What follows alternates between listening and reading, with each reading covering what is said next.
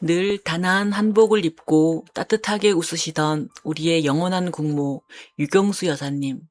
그 모습 아직도 생생하시죠? 그런데 여러분, 그날 영부인의 목숨을 앗아간 진짜 총알은 문세광의 총에서 나온 게 아니었습니다. 당시 공식 발표는 문세광이 쏜 네 발이 전부라고 했죠. 하지만 훗날 숭실대 소리공학연구소의 정밀 분석 결과 놀랍게도 그날 현장에서는 무려 7발의 총성이 울렸다는 충격적인 사실이 밝혀졌어요. 그렇다면 문세광의 총이 아닌 나머지 3발은 대체 누가 어디서 쏜 걸까요? 더 기가 막힌 건 여사님을 관통한 그 결정적인 탄두마저 경찰 감식반이 도착하기도 전에 청와대 경호실에서 먼저 싹 쓸어가 버렸다는 사실이에요. 철저하게 지워진 그날의 증거들. 과연 그날 무대 위에서는 무슨 일이 있었던 걸까요? 여러분 가슴 속에 유경수 여사님은 어떤 분으로 남아 계신가요? 늘 단아한 한복 차림이셨기에 온실 속 화초처럼 고생 없이 자라셨을 것 같지만 그녀의 삶은 전혀 달랐습니다. 충북 옥천에 99칸짜리 대저택, 자동차와 전화기까지 있던 대지주 집안에서 태어나 일명 교동 작은 아씨라 불렸었죠. 하지만 여사님은 한국전쟁의 포화 속에서 집안의 극심한 반대를 무릅쓰고 가난한 군인이었던 박정희 대통령을 선택해 대구의 좁은 새빵살이를 시작하셨던 외유내강의 여인이었습니다. 화려한 배경을 버리고 스스로 가시밭길을 택한 거죠. 청와대에 들어가서도 여사님은 가장 낮은 곳을 향하셨어요. 화려한 외투나 짙은 립스틱은 피하시고 자녀들에게도 청와대 종이 한 장도 국민의 세금으로 산 것이니 절대 개인 용도로 쓰면 안 된다고 엄하게 가르치셨습니다. 매일같이 전국에서 쏟아지는 가난한 서민들의 억울한 편지를 밤새워 읽으며 직접 전화를 걸어 해결해 주셨고요. 다들 전염될까 두려워거리던 한센병 환자촌을 찾아가 일그러지고 피고름난 손을 장갑도 없이 거침없이 맨손으로 꼭 쥐며 그분들도 다 똑같은 사람입니다. 병을 두려워하기 전에 그 마음을 먼저 봐야 하지 않겠습니까? 라고 따뜻하게 웃어주셨죠. 이 나라의 어머니는 따로 없습니다. 모든 국민이 내 부모고 내 자식 같습니다. 라던 그 말씀.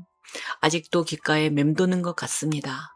하지만 화려한 청와대 안에서 여사님은 참으로 고독한 섬이셨어요. 서슬퍼런 유신 시절, 매일 밤 억울한 민중들의 편지를 읽으며 남편이신 박 대통령에게 민심의 쓴소리를 가감없이 전하던 청와대 안의 야당이셨고, 심지어 남편 몰래 억울하게 투옥된 정치범 가족들을 비공개로 도우셨거든요. 하지만 이런 올곧은 행보 때문에 권력 실세였던 중앙정보부의 은밀한 감시를 받아야만 했습니다.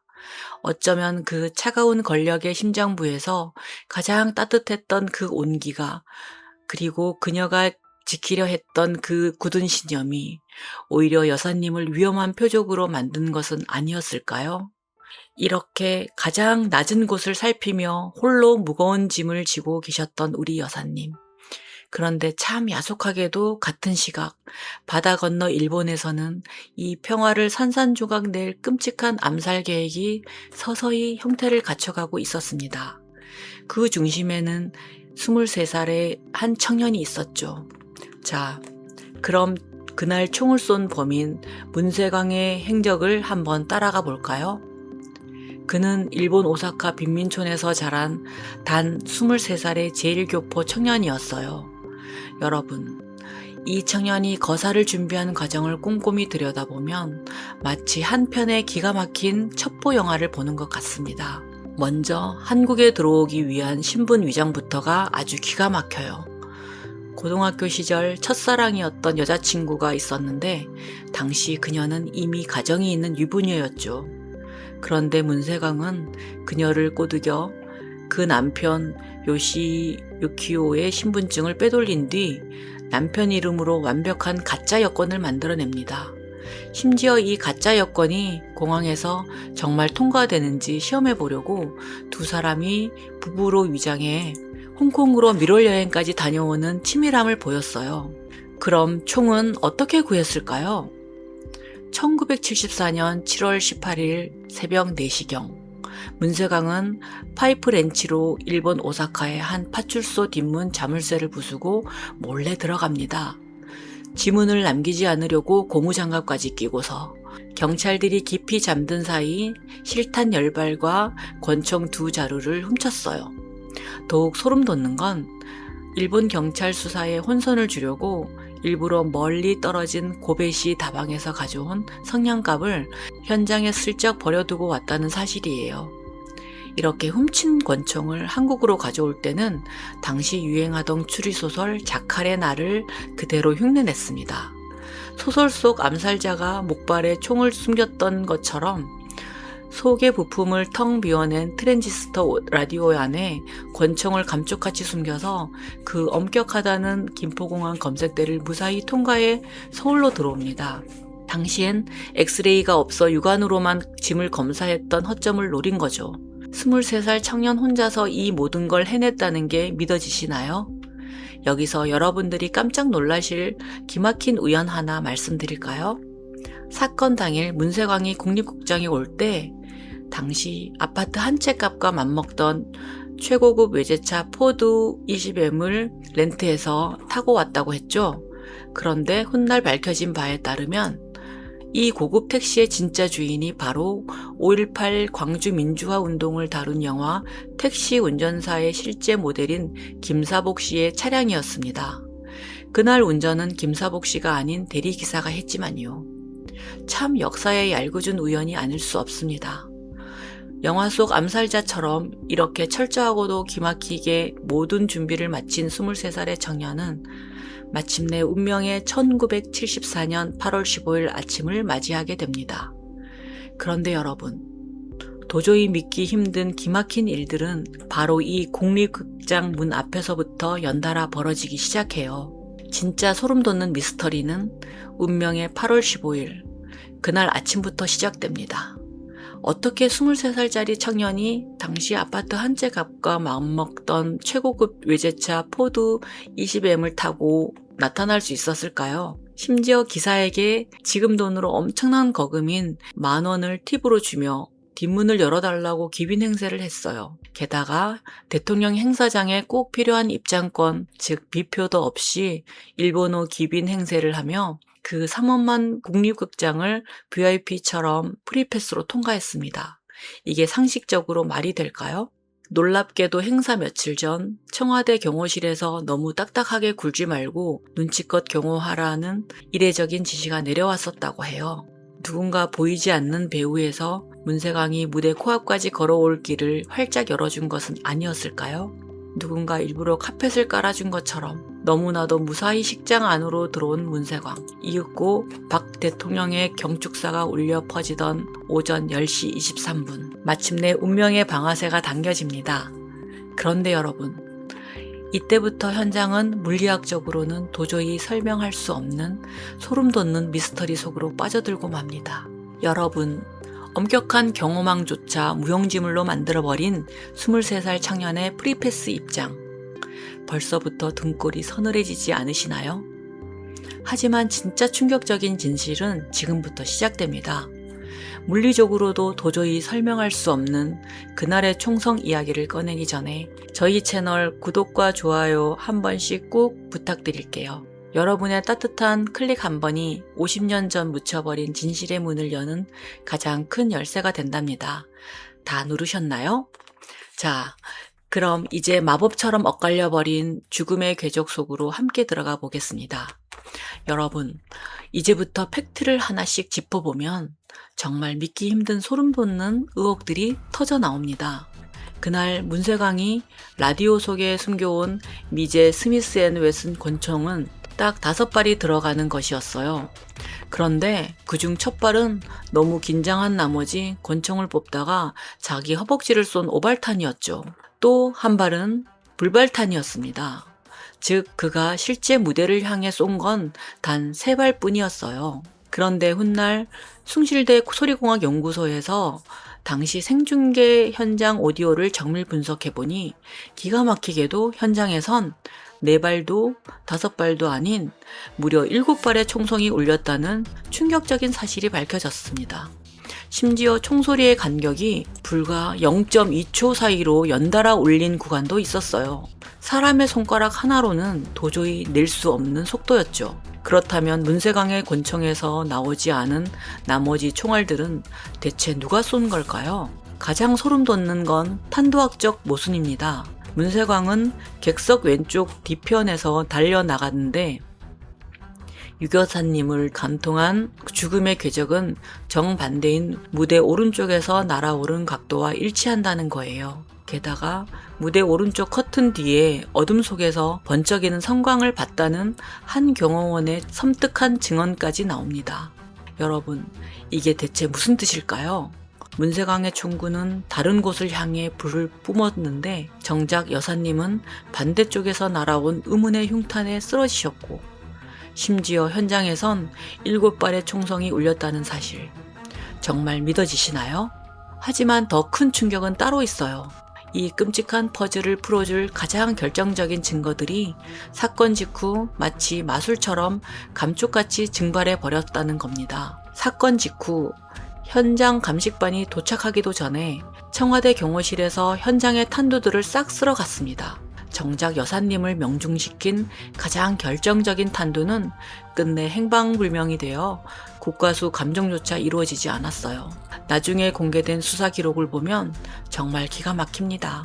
어떤 경호원이 총알을 주어서 다른 경호원에게 주었는데 그 사람 이름을 몰라서 회수하지 못했다라고 적혀 있어요. 명색이 대통령 행사장에서 벌어진 일인데 이게 말이나 되는 소리일까요? 여기서 끝이 아니에요. 사건 당일 무대 오른쪽의 경호 배치가 급히 변경되었다는 문서 결재라는 훗날 누군가 가위로 정교하게 이름만 쏙 도려내 버렸습니다. 심지어 범인 문세광이 수사기관에서 배우를 자백하기도 전인 8월 16일 조간신문에 이미 조총련 배후라는 수사 결과가 토씨 하나 틀리지 않고 똑같이 보도되는 기막힌 짜맞추기 정황까지 존재하죠. 여러분, 완벽하게 준비된 제3의 저격수를 감추기 위한 거대하고 짙은 그림자가 느껴지시나요? 여러분, 이렇게 그날의 소름 돋는 진실들이 누군가의 손에 의해 차갑게 덮여가는 동안 남겨진 가족과 국민들의 슬픔은 어땠을까요? 프랑스에 유학 중이던 큰딸 박근혜 양은 어머니에게 급한 일이 생겼다는 연락만 받고 서둘러 파리 드골 공항으로 향했습니다. 그런데 공항 가판대에 꽂힌 프랑스 신문 일면에 익숙한 한복 사진과 함께 한국의 퍼스트레이디 암살이라는 끔찍한 제목이 적혀 있었어요. 그 순간 온몸에 고압전류가 흐르는 듯한 충격을 받고 서울에 도착할 때까지 내내 비행기 안에서 하염없이 눈물만 흘렸다고 합니다. 평소 감정을 잘 드러내지 않던 박정희 대통령도 마찬가지였습니다. 밤이 깊어 조문객이 뜸해지면 혼자 빈소에 내려와 마치 상처 입은 맹수가 울부짖듯 대성통곡을 했다고 해요. 하루는 측근에게 눈물을 흘리며 이렇게 하소연하셨대요. 공식 행사 때마다 내가 걸음이 빨라서 그 사람이 나한테 혼자 먼저 가지 말고 나하고 같이 걷자고 늘 그랬는데 그렇게 말한 사람이 나보다 먼저 가버리니 이런 기가 막힌 일이 어디 있냐고요. 8월 19일 눈물비가 추적추적 내리던 연결식 날 청와대 빈소에는 여사님의 따뜻한 손길을 잊지 못한 한센병 환자들, 구두 닦기 소년들, 노인들까지 무려 30만 명이 몰려와 오열했습니다. 운구차가 청와대를 떠나 동작동 국립묘지로 향하는 길목에는 무려 200만 명의 국민들이 쏟아져 나와 통곡했죠. 박 대통령은 운구 행렬이 시야에서 완전히 사라질 때까지 쪽문 뒤에 서서 지켜보다가 끝내 하얀 손수건을 꺼내 뚝뚝 떨어지는 눈물을 닦아냈습니다.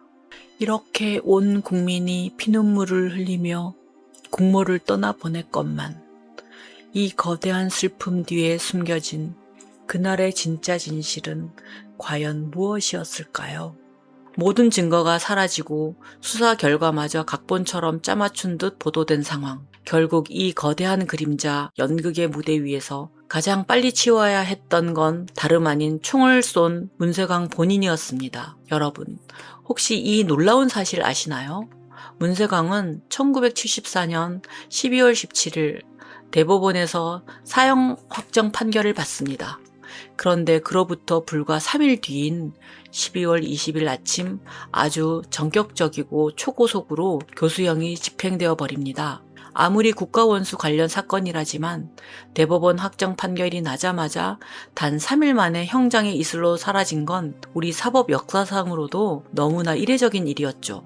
누군가 그가 더 많은 진실을 입 밖에 내기 전에 서둘러 영원한 침묵으로 밀어넣은 것은 아닐까요?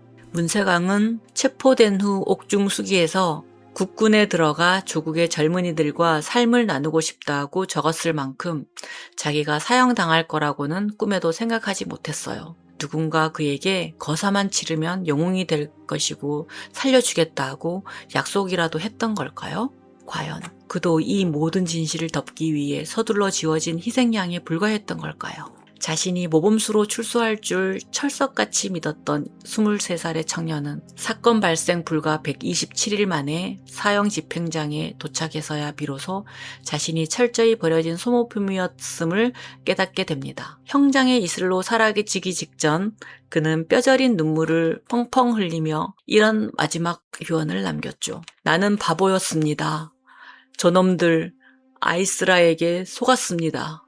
어쩌면 그 역시 누군가가 치밀하게 짜놓은 거대한 장기판 위 쓰고 버려진 가엾은 장기말이었음을 암시하는 대목입니다. 이 혼란스러운 총격전 속에서 당황한 경호원의 빗나간 총탄에 맞아 억울하게 희생된 17세 합창단원 장봉화 양의 명복도 이 자리를 빌려 함께 빕니다. 당시 박정희 정권의 최고 실세 중 한 명이었던 이우락 전 중앙정보부장. 그가 세상을 떠나기 전 주치의에게 남긴 비밀 금고 하나가 있습니다. 그 금고 겉면에는 붉은 글씨로 이렇게 적혀 있다고 하죠. 2040년 이전에는 절대 열지 마시오. 여러분, 여러분의 가슴속에 남아있는 영부인의 모습은 어떤가요? 가장 어두운 곳에 홀로 따뜻한 손을 내밀었던 그녀의 진짜 죽음의 이유는 무엇일까요? 2040년 그 금고가 열리는 날 우리는 과연 어떤 끔찍한 진실과 마주하게 될까요? 영상 아래 댓글로 여러분의 그날의 기억과 생각을 꼭 들려주세요. 2040년 마침내 그 굳게 닫힌 비밀 금고가 열리고 진짜 진실과 마주하는 그날까지 저와 함께 이 역사의 끈을 놓지 않고 지켜봐 주실 분들은 구독 버튼을 꼭 눌러주세요. 오늘 이 먹먹한 이야기에 함께 가슴 아파하셨다면 좋아요로 여러분의 마음을 전해주세요. 저는 다음 시간에도 가슴을 울리는 우리의 진짜 역사 이야기로 다시 찾아오겠습니다. 늘 건강하세요, 여러분.